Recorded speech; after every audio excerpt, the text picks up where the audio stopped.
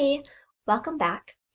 So, from my research, one of the biggest trauma-informed strategies that early childhood educators did not implement in their classroom was supporting language development. Some educators did a great job of reminding students to use their words, but then did little else to support language.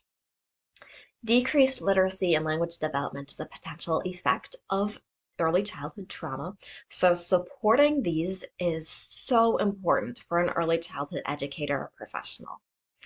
Let's go over a scenario and how this strategy could be used in that scenario. So imagine this. You are reading a story before nap time, and your 3-year-old students are crowded around you listening.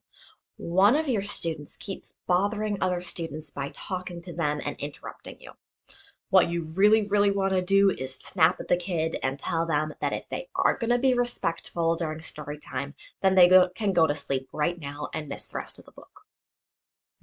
While there is nothing wrong with providing this kind of consequence for someone who is distracting other children, but a trauma-informed strategy focusing on language and literacy may actually more effectively support the behavior that you want.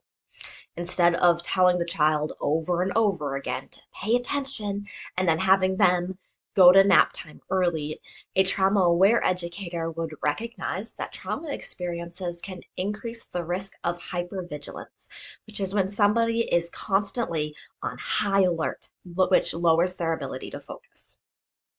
On top of that, trauma can also decrease a child's ability to self-regulate or control themselves, meaning that the child physically may not be able to sit quietly and listen to the story. A language literacy trauma-informed strategy may instead work to engage the child with the story.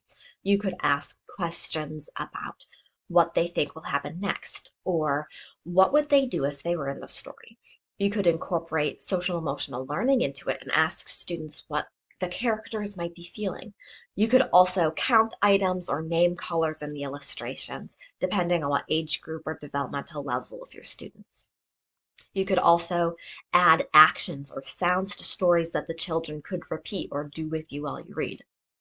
All of this could help engage the students more in the story, and when they're engaged, you'll see them talking less among themselves and acting out.